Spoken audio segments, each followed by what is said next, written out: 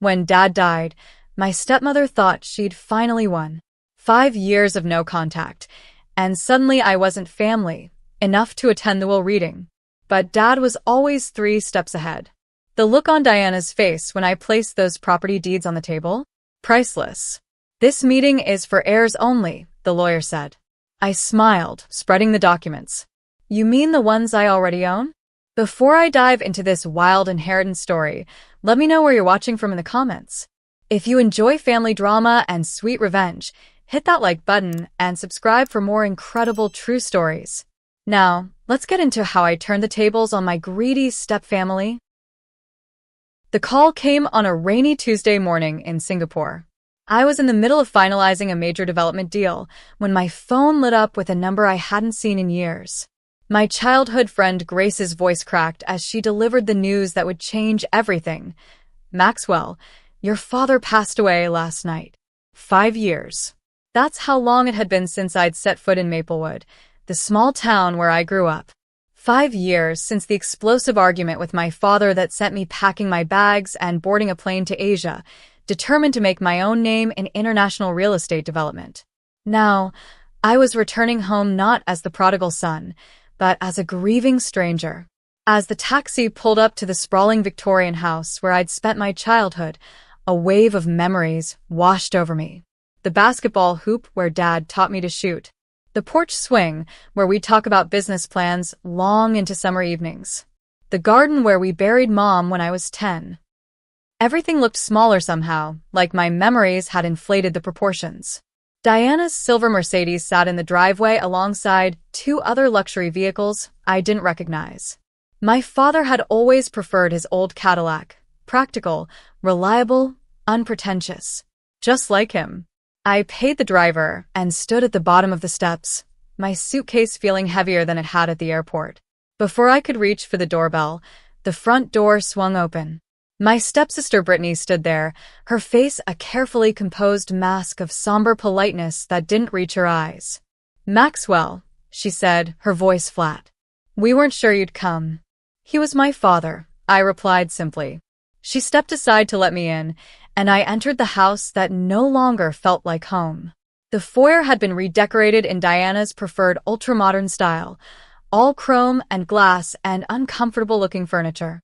No trace remained of Dad's preference for warm woods and worn leather. Mother's in the living room with Tyler and some guests, Brittany informed me, leading the way without offering to take my bag. Diana sat perched on a white leather sofa, holding court among a group of town locals I vaguely recognized. When she saw me, her perfectly painted face registered shock before quickly rearranging itself into a grieving widow's expression. "Maxwell," she said, rising to air-kiss my cheek. "What a surprise. We tried to reach you, of course, but your number had changed." It hadn't. "I'm sorry for your loss," I said formally, knowing the dance we were about to perform. "When is the funeral?" "Tomorrow at 2, my stepbrother Tyler interjected, not bothering to get up from his sprawled position in an armchair. "We've handled all the arrangements." Without consulting me. The message was clear, I wasn't needed or wanted here. "Your old room is being used for storage now," Diana added. "But we can make up the guest room for you." I nodded, suddenly eager to escape the weight of hostile stares. "I think I'll get settled then." As I turned to go, Diana called after me, her voice honey-sweet with poison underneath. "Harold Stevenson is handling the estate matters. He'll be here in the morning to discuss some paperwork. Family only, you understand." I understood perfectly. I was being explicitly excluded from the will reading. Grace found me later as I sat on the back porch, staring at the old oak tree where Dad and I had built a treehouse when I was 8. "They've been awful, Max," she said, sitting beside me. "Since Richard got sick, they've been acting like they own the town already. Diana's been meeting with developers, talking about selling off properties." Grace had grown up next door and had stayed in Maplewood to run her family's hardware store. According to her, my father's health had deteriorated rapidly in the last year, information Diana had never bothered to share with me. "Your dad asked about you," Grace said quietly. "All the time. He kept your international magazine features in his office." The knot in my chest tightened. His office is still intact. Grace corrected. Diana cleared it out last week. Had everything boxed up and moved to storage. She changed the locks on the door. I thanked Grace for coming by and headed back inside, my mind racing. The guest room was exactly what I'd expected, impersonal and cold, with none of my belongings or history. As I unpacked, I heard voices from the hallway. Once Harold confirms the will tomorrow, we can move forward with the Riverside property sale, Diana was saying. Lawrence has already made an offer. What about Maxwell? Tyler asked. Think he'll cause problems? Diana's laugh was sharp. What can he do? Richard left everything to us. Maxwell made his choice when he abandoned his father. I sat on the edge of the bed, my hands shaking with anger and grief. Dad and I had our differences, but abandoned? I'd called for months after leaving, only to have Diana tell me he was too busy or not interested in speaking with me. Eventually, I'd stopped trying. That night, unable to sleep, I wandered the house. In the library, I found some of my old books still on the shelves. I pulled down my favorite, The Count of Monte Cristo. Dad had given it to me on my 16th birthday, inscribing it with, "To Maxwell, remember that patience and planning always win in the end." As I flipped through the yellowed pages, an envelope slipped out and fell to the floor. Inside was a letter in my father's distinctive handwriting, dated just 3 months ago. Maxwell, if you're reading this, I'm likely gone. Diana doesn't know about this letter or the arrangements I've made. There's a safety deposit box at First National, box number 247. The key is taped to the back of the Monte Cristo painting in my office. Whatever you may think of me, know that I always had a plan. Dad. My heart pounding, I made my way to Dad's office. The door was locked, just as Grace had said, but I remembered the loose floorboard in the hallway where Dad always kept a spare key. Some things never change. Inside, the room had been stripped bare. No papers, no books, no personal items. But the painting still hung on the wall. I carefully removed it, finding the small key exactly where Dad said it would be. Tomorrow, I decided I would visit the bank and Harold Stevenson's office. It was time to find out exactly what my father had been planning. Growing up as Richard Harrison's son meant learning about real estate before I could ride a bike. Some fathers taught their kids to throw baseballs. Mine taught me to calculate property values and spot a bad foundation from 100 yards away. After Mom died of cancer when I was 10, it was just Dad and me against the world for 3 years. We were a team. He was grooming me to take over Harrison Properties someday, and I was soaking up every lesson. Then Diana Winters came into our lives.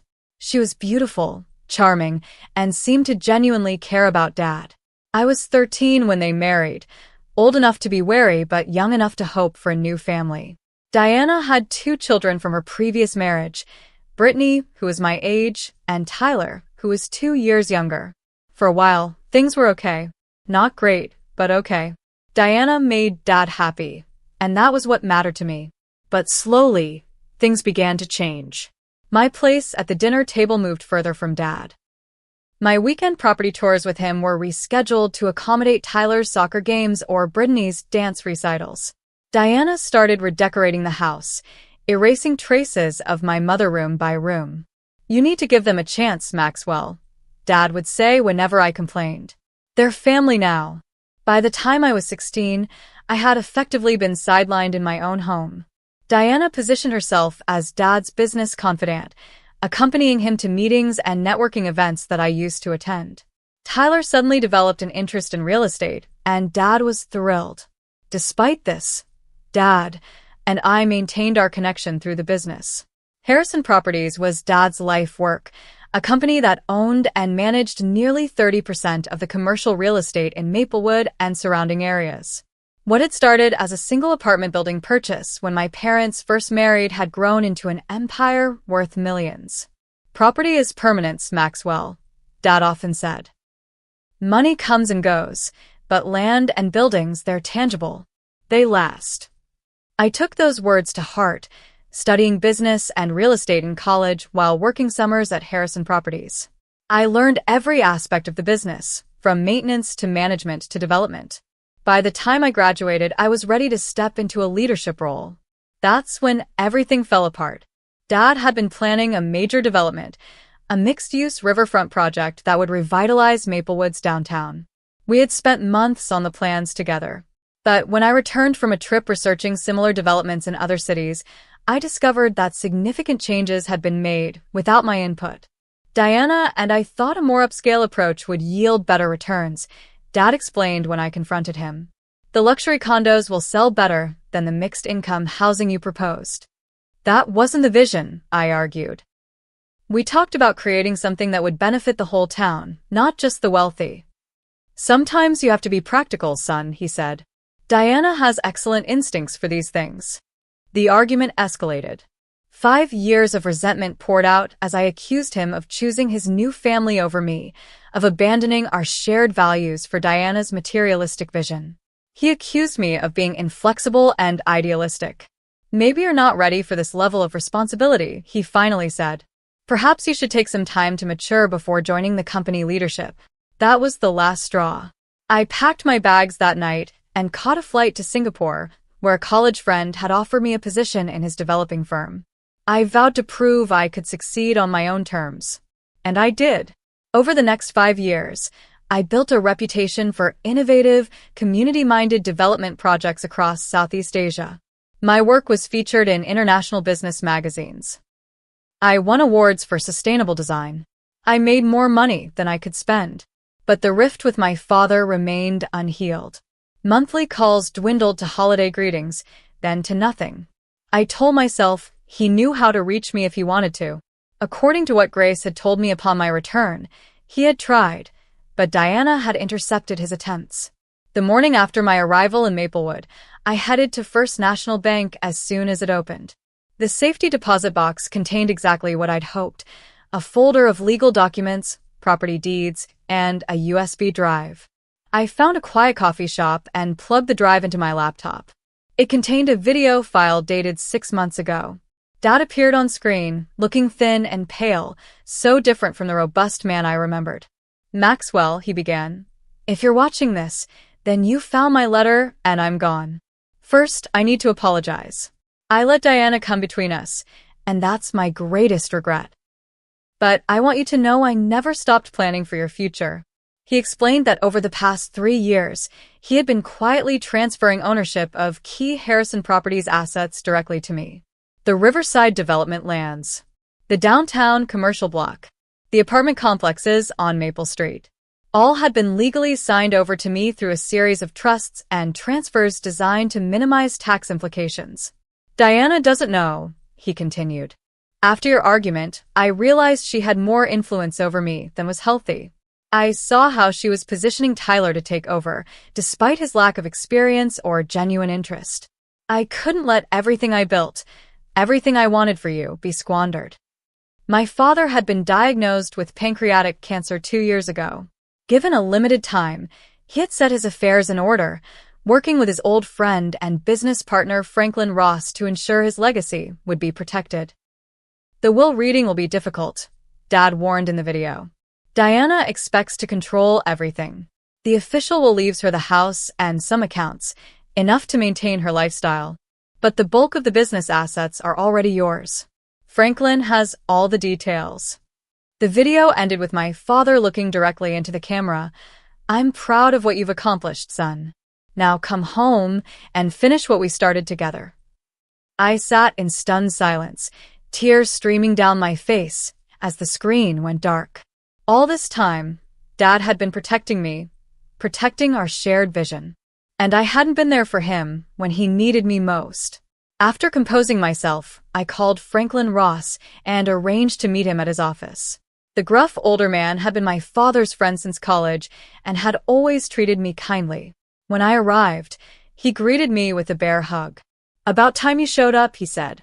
Your dad was worried you wouldn't come back even after he was gone. Franklin confirmed everything in the video.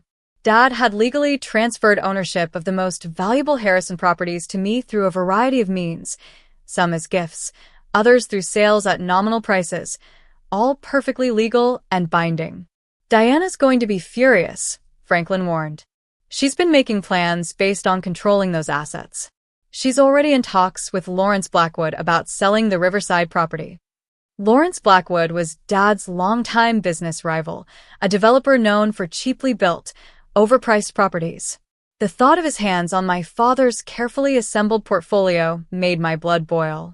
"What about the will reading?" I asked. Franklin's expression darkened. "Harold Stevenson has been Diana's puppet for years. Your dad kept him as the family attorney to avoid suspicion, but he didn't trust him with the real plan. Harold scheduled the reading for this afternoon, and Diana's made it clear you're not welcome." I fingered the property deeds in my briefcase. "Oh, I think I'll attend anyway." Franklin's smile was wolfish. "Richard would have loved this. He always said you had his flair for the dramatic moment." As I left his office, I felt my father's presence more strongly than I had since returning to Maplewood. He had entrusted me with his legacy, and I wouldn't let him down. Diana and her children were about to learn that they had underestimated both Harrison men. Margaret Wilson had been my father's executive assistant for 20 years. She knew everything about Harrison Properties and everyone in Maplewood. When I walked into the company headquarters that morning, her face lit up with genuine pleasure. "Maxwell Harrison," she said, rising from her desk to embrace me. "I was hoping you'd come."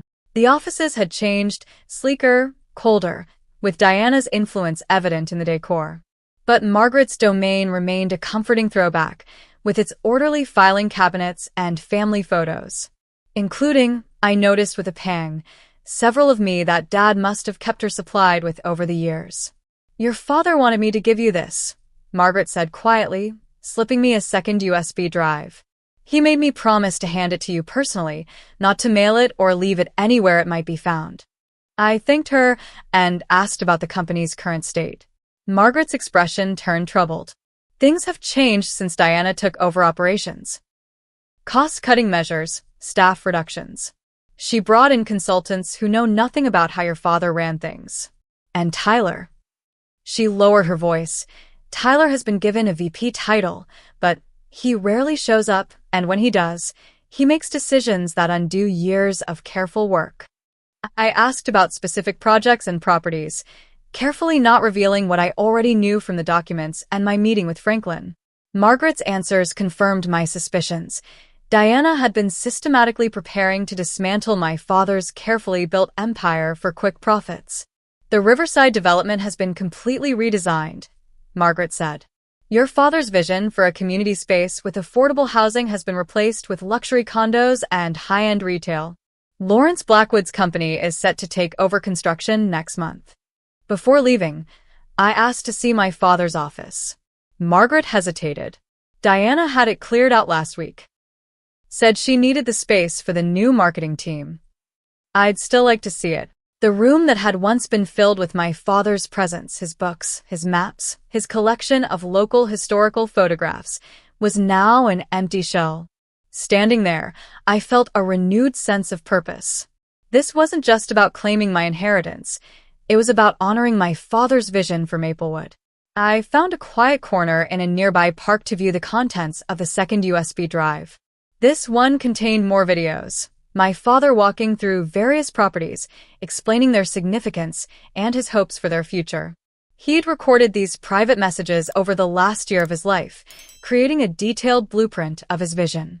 "The Riverside project is the most important," he said in one recording, standing on the vacant waterfront property that had been the subject of our final argument. "This could transform Maplewood, create housing and opportunities for everyone, not just the wealthy. Diana doesn't understand that a town needs economic diversity to thrive. I've transferred this property to you because I know you'll do right by it." In another video, he sat in his office, looking tired but determined. "I've been watching your work in Asia, Maxwell. The sustainable housing development in Malaysia, the mixed-use project in Vietnam. You've taken what I taught you and improved on it. You were right about the direction we should have gone." I was too easily swayed by Diana's focus on luxury and status. By the time I finished watching all the videos, I had a complete understanding of not just what my father had transferred to me, but why. He had protected his most meaningful projects from Diana's influence, ensuring they would be developed according to his original vision, the vision we had once shared. My next stop was to meet with James Patterson, the accountant who had handled my father's personal finances for decades. James greeted me warmly but cautiously in his small downtown office. "I've been expecting you," he said, closing the door firmly behind me. "Your father left instructions that I should assist you once you returned." James explained the complex financial arrangements my father had created. Not only had he transferred property ownership, but he had also established a separate business entity, Harrison Legacy Holdings, with me as the sole owner. "The structure is quite elegant," James explained, showing me flowcharts and balance sheets. "On paper, Diana believes she's inheriting control of Harrison Properties, but the company is now essentially a shell. The valuable assets have been moved to Harrison Legacy Holdings over the past 3 years through a series of perfectly legal transactions." "Did Dad leave Diana with nothing?" I asked, feeling a twinge of concern despite everything. James shook his head. He was fair. The family home is hers. There are investment accounts with substantial balances. She'll receive ongoing income from some of the commercial properties. She won't be destitute by any means, just not in control of the empire she thought she was getting. I spent the rest of the morning reviewing documents and making calls to verify my legal standing. By noon, I was confident in my position. The property deeds were valid. The business transfers were properly filed. My father had methodically ensured that his wishes would be carried out, regardless of what his official will might say. As I prepared for the will reading scheduled for 2 p.m., I felt both nervous and resolute. Diana and her children had spent years pushing me out of my father's life, thinking they had secured their future by doing so. They had no idea what was coming. I dressed carefully in my best suit, charcoal gray, with a subtle blue tie that had been a gift from my father years ago. In my briefcase, I organized the key documents I might need: property deeds, business registration papers, transfer records, evidence of my father's true intentions. Before heading to Harold Stevenson's law office, I made one last call to Grace. She had been my closest confidant since my return, and I valued her insight into how to handle the confrontation ahead. "Diana's been telling everyone you abandon your father and don't deserve anything," Grace warned me. "She's been playing the devoted wife role to perfection. Be prepared for theatrics." "I'm not looking to humiliate her," I said. "I just want to honor Dad's wishes." Grace's silence spoke volumes. "Okay," I amended. "Maybe I want to humiliate her a little." Grace laughed. "She deserves it. Your dad wasn't happy these last few years, Max. He missed you. Whatever happens today, remember that he wanted you to come home and take your rightful place." With those words bolstering my courage, I headed to Harold Stevenson's office, ready to face the family that had tried to erase me from my father's legacy. Harold Stevenson's law office occupied the entire top floor of one of Maplewood's few high-rise buildings, a modest 4-story structure in the center of town. My father had actually owned the building, though I wondered if Harold knew that ownership had transferred to me 6 months ago. I arrived 5 minutes before the scheduled time, taking a moment in the lobby to center myself. This confrontation had been years in the making, though neither Diana nor her children realized it yet. The receptionist looked startled when I gave my name. "Oh, Mr. Harrison. Let me check with Mr. Stevenson." She disappeared down the hallway, returning moments later with a flustered-looking Harold. Harold Stevenson had been my father's attorney for 20 years. He drafted my first will when I turned 18, had handled the paperwork when I bought my first investment property at 21. Yet now he regarded me like a stranger. Worse, an intruder. "Maxwell," he said, not extending his hand. "This is unexpected. Today's meeting is just a small family gathering to discuss preliminary matters." "I'm family," I replied simply. My father's only blood relative, in fact. Harold's discomfort was palpable. "Diana felt it would be best if, given your estrangement, perhaps we could arrange a separate meeting to discuss any concerns you might have." "I'll join today's meeting," I said firmly. "Shall we?" Without waiting for a response, I walked past him toward the conference room where I could hear voices. Harold hurried after me, nearly tripping in his haste. When I pushed open the door, The conversation inside abruptly ceased. Diana sat at the head of the table, where my father would have sat, dressed in elegant black that complemented her ash-blonde hair. Brittany and Tyler flanked her like courtiers. A few other people were present: Dad's banker, a cousin of Diana's who had never liked me, and a man I recognized as Lawrence Blackwood's attorney. Diana recovered first. "Maxwell, this is a surprise." Her tone suggested it was not a pleasant one. "I came to hear my father's will," I said, taking a seat directly opposite her. Harold hovered uncertainly at the door. "Diana, I wasn't aware Maxwell would be joining us." Diana's perfectly made-up face hardened. "This meeting is for heirs only," she said coldly. "Maxwell removed himself from this family years ago." I said nothing, simply opening my briefcase and removing a folder of documents. "I think we should begin," Harold said, taking his seat and arranging his papers. "We're here for the reading of Richard Harrison's last will and testament." As Harold began reading the formal legal preamble, I studied the faces around the table. Diana maintained a mask of somber dignity, occasionally dabbing at dry eyes with a lace handkerchief. Tyler looked bored, checking his watch repeatedly. Only Brittany showed any genuine emotion, her eyes red-rimmed and puffy. "To my wife, Diana," Harold read, "I leave our family home at 247 Maple Avenue, its contents, and the sum of $2 million.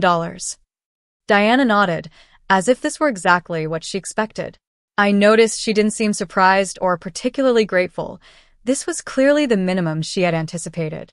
"To my stepdaughter, Brittany, I leave the sum of $1 million and my collection of first edition books." Brittany looked up in surprise at this last part. My father's book collection had been his pride, carefully assembled over decades. I was startled too. This didn't align with the plans Dad had shared with me. But I remained silent, waiting. "To my stepson, Tyler, I leave the sum of $1 million and my vintage car collection."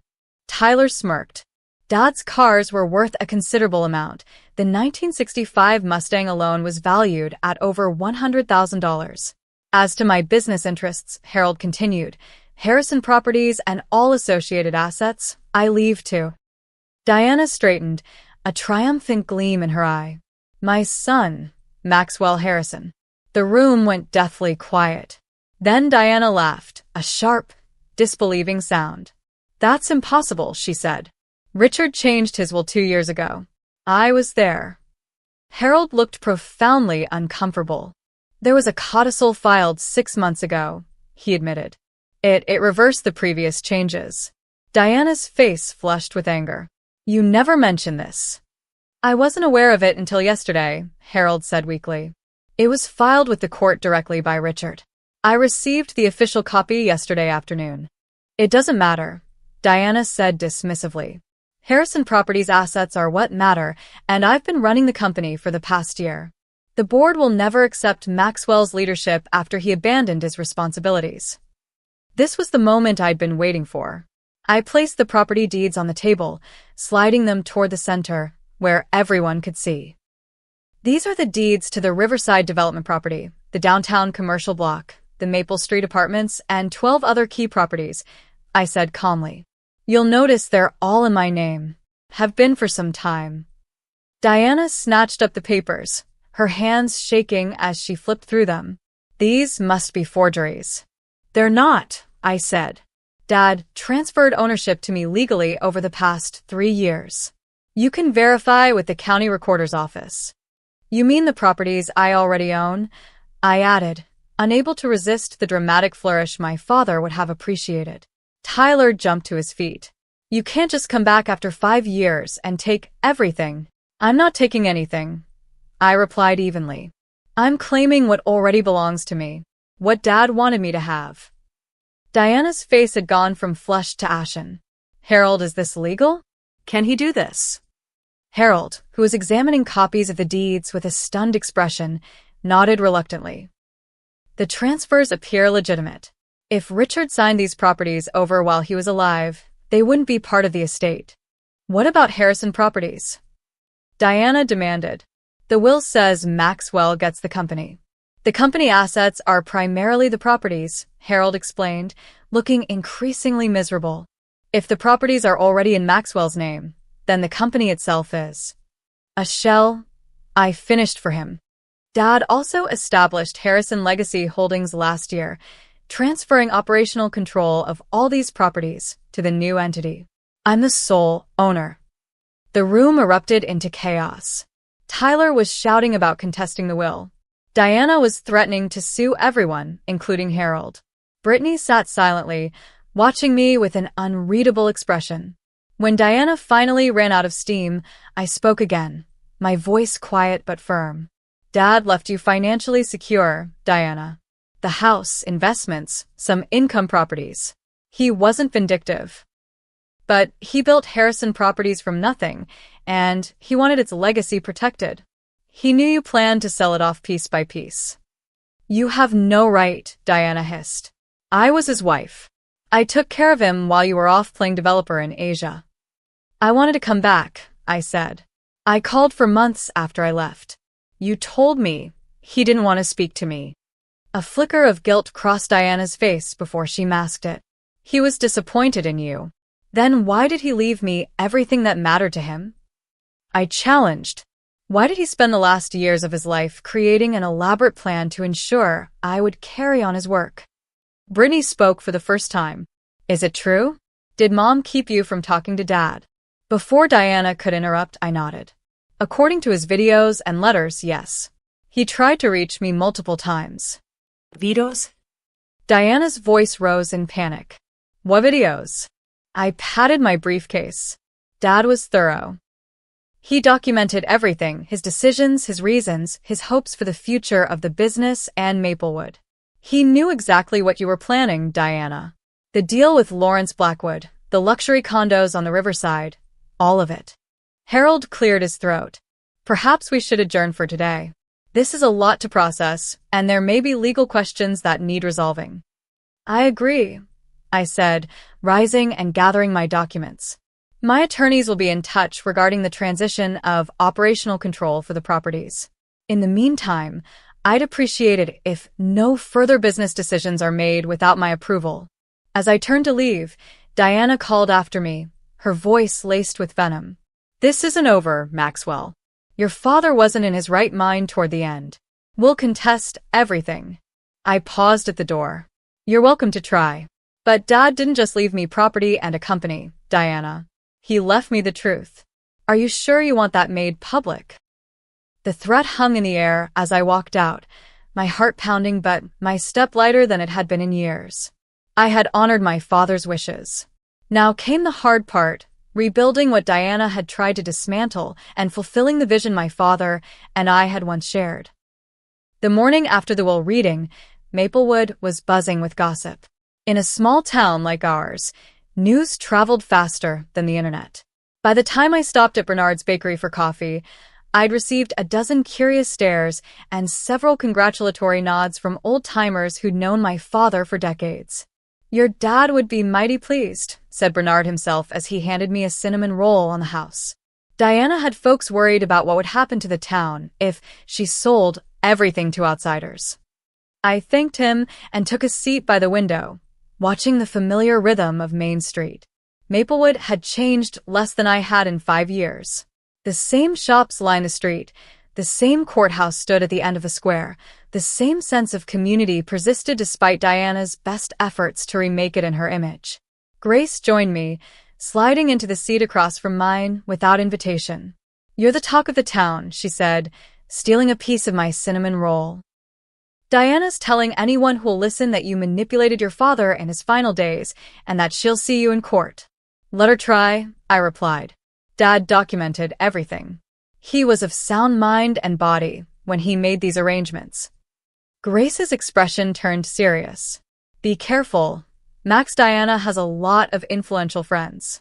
And Lawrence Blackwood is furious about losing the Riverside deal. I was saved from responding by the arrival of Franklin Ross, who pulled up a chair without asking. Morning, kids, he said, though Grace and I were both in our 30s. Quite a show yesterday from what I hear. I filled him in on the details, including Diana's threats of litigation. Franklin waved this off. Standard bluster. Her legal position is weak and she knows it. But that doesn't mean she won't make trouble. What kind of trouble? I asked. The community kind, Franklin replied. Diana spent the last 5 years building social capital in this town. Charity boards, business associations, the works. She's convinced a lot of people that her vision for Maplewood's development is the right one. Selling everything to Lawrence Blackwood is hardly a vision, I countered. People don't know that part, Grace pointed out. They just see the glossy renderings of riverfront dining and luxury boutiques. They don't understand what it would mean for housing prices or the character of the town. I spent the rest of the day meeting with key employees at Harrison Properties, reassuring them about their jobs and my intentions for the company. Most seemed relieved. Diana's management style had apparently involved a lot of threatening to fire people, but a few who had aligned themselves with her were noticeably cold. Margaret had organized the files I needed to review, giving me a comprehensive picture of the company's current state. It wasn't pretty. Cash reserves had been depleted. Maintenance on properties had been deferred. Several valuable parcels of land had been prepared for quick sales at below-market rates. She was stripping the company for parts, Margaret said bluntly. If you hadn't come back when you did. The implications were clear. A few more months, and Diana might have done irreparable damage to my father's legacy.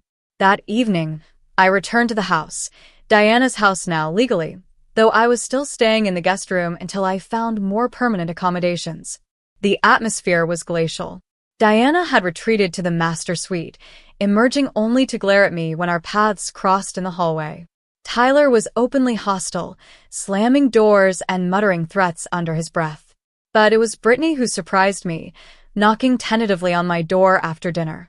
"Can we talk?" she asked, looking uncomfortable but determined. I invited her in, curious about what she wanted. Brittany and I had never been close. She had followed her mother's lead in freezing me out of family activities from the beginning, but we had never been outright enemies either. She perched awkwardly on the edge of a chair. "I wanted to apologize," she said after a moment of silence, "for how things went with Dad, with Richard." I raised an eyebrow at her use of his name rather than Dad. "He was always your dad more than ours," she acknowledged. Tyler pretended to be interested in the business, but it was all an act. He just wanted the money and status. "And you?" I asked. Brittany sighed. "I just wanted a family. When Mom married Richard, I thought we'd all become one big happy unit. But she was always pushing, positioning Tyler and excluding you. It made me uncomfortable, but I didn't know how to stop it." Her confession seemed genuine, but I remained wary. "Why are you telling me this now?" "Because I found something," she said, pulling a small notebook from her pocket. After the will reading, I was curious about what Dad, Richard, was really thinking. So I went through some of his things that Mom had packed away. She handed me the notebook. It was my father's journal from the past year, filled with his thoughts about the business, his illness, and his family, including his regrets about our estrangement and his growing concerns about Diana's influence. "He wasn't happy," Brittany said quietly. "He missed you. And he was starting to see through Mom's manipulations." I flipped through the pages, recognizing my father's handwriting and his characteristic blunt assessments. There were detailed notes about Diana's meetings with Lawrence Blackwood, her efforts to isolate Richard from old friends, her pressure to change his will. "Does your mother know you have this?" I asked. Brittany shook her head. "She'd be furious. But I thought you should have it. It confirms what you said about Dad wanting you to come home and take over." I studied her face, looking for signs of deception. "Why show me this? You're basically giving me ammunition against your mother." "Because it's the right thing to do," she said simply. "And because I want to stay in Maplewood. I love this town. I don't want to see it destroyed by Mom's schemes or by a family war." Before I could respond, shouting erupted from downstairs. We hurried down to find Tyler and Diana in a heated argument with an unfamiliar woman who bore a striking resemblance to my father. "You have no right to be here," Diana was saying, her voice shrill. "Richard never acknowledged you." The woman noticed me on the stairs, and her expression changed. You must be Maxwell, she said. I'm Alice. Alice Thornton. Richard was my father too.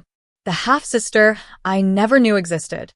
Another bombshell in a week full of them. That's a lie, Diana snapped. Some desperate ploy for money. Alice shook her head. I don't want money. Richard and I had a relationship for years, private at my request. I just came to pay my respects and meet my brother. She extended a hand toward me, her eyes, so like my father's, cautious but hopeful. I took it, feeling another piece of the puzzle that was Richard Harrison's life fall into place. It seems we have a lot to talk about. Diana made a sound of disgust. I won't stand here and watch this farce. Come on, Tyler. She stormed out, Tyler trailing behind her. Brittany hesitated, then quietly slipped away, leaving me alone with a sister I never knew I had. Alice smiled tentatively. This isn't how I imagined our first meeting. Nothing about this week has gone as imagined. I replied with a rueful laugh. But I'd like to hear about you and your relationship with Dad, if you're willing to share. We moved to the living room, and Alice began telling me about her mother's brief relationship with my father before he met my mother, how she had discovered her paternity as an adult, and how Dad had welcomed her into his life, quietly, respecting her wishes for privacy. He talked about you all the time, she said. He was so proud of what you were accomplishing in Asia, even while he missed you terribly.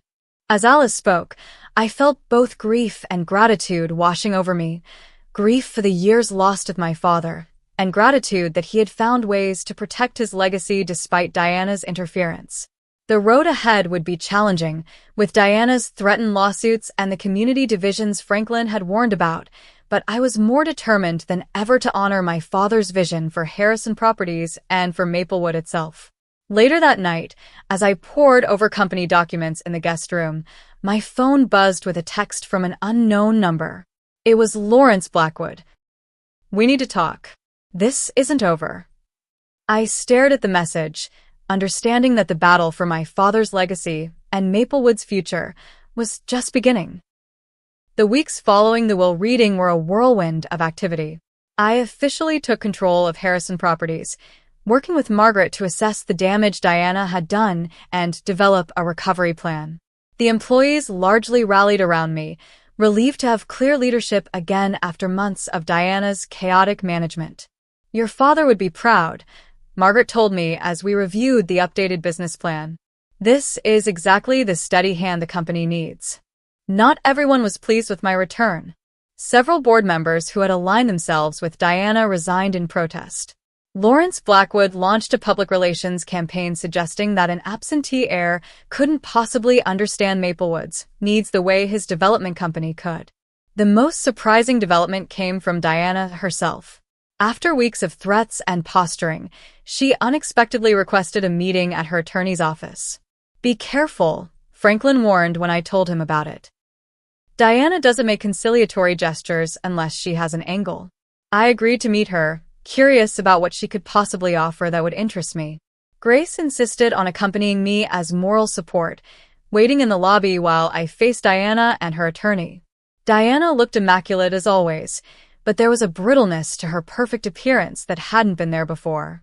The stress of the past month had taken a toll. I want to propose a settlement, she said without preamble, to avoid costly litigation and public spectacle. Her attorney, a sharp-faced woman I didn't recognize, placed a document on the table between us. Mrs. Harrison is willing to withdraw all claims against the estate and property transfers in exchange for operational control of the Riverside Development Project. I nearly laughed out loud. The most valuable property in the portfolio? That's not a settlement. That's a heist.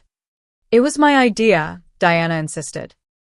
I worked with Richard on the plans for years. That project is my vision. It was Dad's vision long before you came into the picture. I corrected her. And it wasn't luxury condos and boutiques. It was affordable housing, community spaces, local businesses. Diana's facade cracked slightly. Maplewood needs to evolve, Maxwell. The old way of doing things is dying. Richard understood that toward the end. Did he? I asked, pulling out my phone and playing one of Dad's videos. the one where he explicitly stated that Diana didn't understand his true vision for the Riverside property. Diana's face flushed with anger. He was sick, confused. He was clear-minded enough to legally transfer his most important assets to me, I pointed out, and to document why he was doing it. The meeting ended at an impasse, with Diana storming out and her attorney promising further legal action. But as the weeks passed, no lawsuit materialized. According to Franklin's sources, Diana's attorneys had advised her that her position was legally untenable. Meanwhile, I had been getting to know my half-sister Alice. Unlike Diana's children, Alice had no interest in the family business. She was a professor of environmental science at a university in Colorado, passionate about conservation and sustainability. Our conversations gave me ideas for incorporating green spaces and sustainable design into the Riverside development. Dad would have loved that, Alice said when I shared my updated vision for the project. He was always interested in environmental initiatives, but Diana discouraged them as too costly. Brittany had become an unexpected ally in navigating the transition. She had distanced herself from Diana's machinations, moving into an apartment downtown and offering insights into her mother's business dealings that proved invaluable. Mom's been liquidating her personal assets, she informed me during one of our regular coffee meetings. Selling jewelry, art, even some of her designer furniture. I think she's planning to leave Maplewood. Tyler remained hostile, but increasingly isolated. His friends in town had begun to distance themselves as rumors of his involvement in some of Diana's more questionable business decisions circulated. The real breakthrough came during a town council meeting where I presented my revised plans for the Riverside development. Gone were Diana's luxury condos and exclusive shops, replaced with a mixed-use development that included affordable housing, spaces for local businesses, a community center, and extensive public access to the waterfront. This is the development my father originally envisioned, I explained to the packed meeting room. A project that would benefit all of Maplewood, not just the wealthy few. Lawrence Blackwood was there, of course, armed with his own glossy presentation and promises of tax revenue from his high-end development. But when residents began asking questions about housing affordability and public access, his proposal quickly lost support. The Harrison plan preserves Maplewood's character while allowing for growth, Grace argued from the audience. The Blackwood plan turns us into just another playground for the rich. The council voted unanimously to support my proposal, dealing a decisive blow to both Lawrence and Diana's vision for Maplewood's future. As I left the meeting, Lawrence approached me, his expression grim but resigned. "You win this round, Harrison," he said. "But I've been in this business a lot longer than you. I can wait." "Or you could adapt," I suggested. "There's room for your company in my development plan if you're willing to work within the community-focused framework." Lawrence seemed startled by the offer. "Why would you suggest that?" "Because despite everything, you're good at what you do," I acknowledged. "And Dad always said that a smart businessman can find a way to do well by doing good." We didn't reach an agreement that night, but the door had been opened. Sometimes reconciliation comes from unexpected directions. The final confrontation with Diana came not in a courtroom, but in the garden of what had once been our family home. I found her there one evening when I came to collect the last of my belongings before moving into my own place. She was sitting on the stone bench near my mother's rose bushes, looking smaller and older than I remembered. When she saw me, she didn't lash out as I expected. "I'm leaving Maplewood," she said simply. "There's nothing for me here anymore." I sat beside her, maintaining a careful distance. "Where will you go?" "Back to Connecticut. My sister is there." She glanced at me sideways. "You've won, Maxwell. The company, the town's support, even my daughter's loyalty. Are you satisfied?" The question wasn't entirely bitter. There was genuine curiosity in it. "It was never about winning," I said after a moment. "It was about honoring Dad's legacy, about doing right by Maplewood." Diana was quiet for a long moment. "He changed after you left," she finally said. "Became more distant, more focused on his projects. I thought if I took an interest in the business, it would bring us closer." "And then you got a taste for it," I suggested. She didn't deny it. I'm not apologizing for wanting security, Maxwell.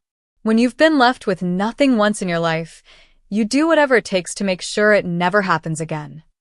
I thought about the complex woman beside me, manipulative and materialistic, yes, but also shaped by her own fears and experiences. Dad left you financially secure. The house, the investments. You didn't need to try to take everything. Need has little to do with it, she replied with unexpected frankness. But it's done now. She stood, straightening her shoulders. I've instructed my attorney to withdraw all objections to the will and property transfers. In return, I expect you to honor the provisions Dad made for me and my children. I never plan to contest those, I assured her. She nodded once, a business-like conclusion to our relationship. Goodbye, Maxwell. I doubt we'll see each other again. As Diana walked away, I felt not triumph, but a strange mix of relief and sadness. The family I had once hoped for when Dad remarried had never materialized. But in its place, new connections had formed, with Alice, with Brittany, with the community of Maplewood that had welcomed me home. The next morning, I met with the Harrison Properties team to officially launch the Riverside Development Project. As I looked around the conference room at the eager faces, including Brittany, who had recently joined the marketing department, I felt my father's presence strongly. My father used to say that property is permanence, I told the team. What we build here will outlast all of us. So, let's make sure it's something Maplewood can be proud of for generations to come. As the meeting broke up, Grace approached me with a smile. Your dad would be really proud, Max. I nodded, feeling at peace for the first time since returning to Maplewood. I think he would. And I think this is just the beginning. 1 year after my return to Maplewood, I stood on the newly constructed observation deck overlooking the Riverside development. What had once been vacant land was now a bustling construction site, with the first phase of buildings already taking shape. Mixed-income housing units flanked a central green space, while the foundations for the community center and local business incubator were being laid closer to the water. Quite a view, said Franklin, joining me at the railing. Richard would have loved this. I nodded, thinking of my father's vision for this property and how close it had come to becoming something entirely different. I wish he could see it. He can, Franklin said simply, pointing to a bronze plaque we had installed at the entrance to the development. Richard Harrison Memorial Park would be the centerpiece of the project, ensuring that my father's contribution to Maplewood would be remembered. The past year had been transformative, both for Harrison Properties and for me personally. Taking control of my father's company had forced me to put down roots in a way I'd avoided for years, to engage with the community not just as a developer, but as a citizen with a stake in its future. The scholarship committee approved all 15 applications, Alice informed me, consulting her tablet as she approached. My half-sister had moved to Maplewood 6 months ago to help establish the Richard Harrison Foundation, which provided educational opportunities for local students interested in sustainable development and community planning. Perfect, I replied. And the internship program? Launches next month. We've got partnerships with 3 colleges already. Alice had become an integral part of my life, bridging the gap between my past and present. Through her, I learned stories about our father I'd never known, his quiet environmental activism, his anonymous support for students who couldn't afford college, his mentorship of young entrepreneurs. He never wanted recognition, Alice explained once. He just wanted to make things better. In that spirit, I had redirected Harrison Properties toward development that balanced profit with community benefit. It wasn't always easy. Lawrence Blackwood and his allies on the business council frequently opposed our more progressive initiatives, but we were making progress. Surprisingly, it was Brittany who often helped navigate these political waters. Having grown up watching Diana charm and manipulate her way through Maplewood society, Brittany had developed a keen understanding of the town's social dynamics. Lawrence is planning to speak against the affordable housing expansion at next week's council meeting, she warned me as we walked back to the office. He's been lobbying council members behind the scenes. Any suggestions? I asked, having learned to value her strategic thinking. Brittany smiled. I've already arranged for residents from the first phase to attend and share their stories. Lawrence can argue with us, but he can't argue with families who now have stable housing because of the development. Back at Harrison Properties headquarters, I found Margaret waiting with a stack of documents requiring my signature. Among them was the final paperwork severing Diana's remaining connections to the company. She had agreed to sell her minority shares in exchange for a lump sum payment. "Have you heard from her?" Margaret asked as I signed the forms. "Not directly," I admitted. "Brittany says she's remarried and living in Greenwich. Apparently, she's joined the board of an art museum and is busy reinventing herself as a philanthropist." I harbored no ill will toward Diana anymore. She had acted according to her nature, just as my father had ultimately acted according to his by ensuring his legacy would be protected. The Richard Harrison I had come to know through his videos, journals, and the stories others shared was more complex than the father I thought I knew, more strategic, more farsighted, more forgiving of human weakness. "You've got dinner with Grace at 7, Margaret reminded me as I handed back the signed documents. "And don't forget, the Historical Society wants an answer about the old mill property by tomorrow." I thanked her and headed to my office, my father's old office, which I'd restored to something resembling its former state, with the addition of my own touches. The Monte Cristo painting hung in its original place, though the hidden key was long gone. Photographs lined the shelves, not just of me and Dad, but now including Alice, Brittany, Grace, and other important people in my life. The most meaningful addition was a simple framed note that had been among my father's personal effects. "Property is permanence, but legacy is in people. R.H." I'd made peace with Tyler as well, in a manner of speaking. After several months of hostility, he had finally approached me with a business proposition. He wanted to open a high-end restaurant in one of the Harrison Properties buildings downtown. Against Margaret's advice, I had agreed, offering favorable lease terms. "He'll mess it up," Margaret predicted darkly. "He has no work ethic." But surprisingly, Tyler's restaurant had become a success. He had found his passion in the culinary world, something Diana had apparently always discouraged as beneath their social status. While we would never be close, we had reached a civil understanding. As the sun began to set over the river, I made a final call to check on the status of the memorial scholarship named for my mother. This had been one of my first initiatives upon taking control of the company, creating a fund for young women pursuing careers in architecture, my mother's unfulfilled dream. The first recipients graduate next spring, the program administrator informed me. They're already asking about internship opportunities with Harrison Properties. After hanging up, I took a moment to reflect on how far I'd come since that rainy day in Singapore when I'd received the news of my father's death. I had returned to Maplewood angry and hurt, focused on claiming what was rightfully mine. Somewhere along the way, that mission had transformed into something larger, honoring not just my inheritance but the responsibility that came with it.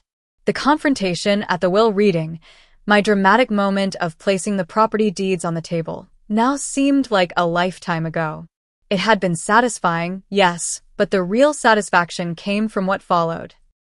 The relationships rebuilt, the community strengthened, the legacy secured. Grace was waiting for me at our favorite restaurant, her smile warming as I approached. Our friendship had deepened over the past year, gradually evolving into something more. She had been my anchor through the tumultuous transition, my guide to the Maplewood that had evolved during my absence, and eventually my partner in both business and life. "The riverside lookout is spectacular," I told her as we settled at our table. "You should see the sunset from up there." "Show me after dinner?" she suggested. I nodded, already planning to bring champagne. The ring I'd purchased last week was burning a hole in my pocket, waiting for the perfect moment. As we enjoyed our meal, I found myself thinking about the journey that had brought me here. The inheritance I had fought for had turned out to be so much more than property deeds and business assets. It was a chance to reconcile with my past, to forge new connections, to build something meaningful on the foundation my father had created. The real estate deeds I had dramatically presented at the will reading had been important. Yes, they had given me legal control of my father's legacy. But the true inheritance was the vision and values he had instilled in me, the lessons about community and responsibility that had shaped my approach to development even during our years apart. Diana had never understood that. She had seen the properties as assets to be leveraged, the business as a source of wealth and status. She had missed the deeper purpose that had driven my father throughout his life. As Grace and I walked along the riverfront after dinner, hand in hand in the gathering twilight, I felt a profound sense of gratitude for my father's foresight, for the second chance at belonging in Maplewood, for the opportunity to build something that would outlast me. "What are you thinking about?" Grace asked, noticing my contemplative mood. "Legacy," I replied. "What we leave behind. How we're remembered." She squeezed my hand. "Your dad would be proud of what you've done here. What you're still doing." I nodded, thinking of the complex, imperfect, ultimately loving father I had come to know better in death than I sometimes had in life. He had made mistakes, we all did, but in the end, he had done his best to protect what mattered most. As we reached the observation deck overlooking the project that would define Maplewood's future, I knew it was time. The ring box felt heavy in my pocket, but my heart was light. Whatever came next, I was exactly where I was meant to be, building on my father's legacy while creating my own. What about you? Have you ever had to stand up for what was rightfully yours against people who tried to take advantage? Or have you experienced a moment where you had to choose between justice and reconciliation? I'd love to hear your stories in the comments below. Don't forget to like this video if you enjoyed this story of inheritance drama and family redemption, and subscribe for more true stories that will make you think about legacy, family, and what truly matters in life. Thank you for watching, and remember, sometimes the most valuable inheritance isn't property or money, but the values and vision passed down through generations.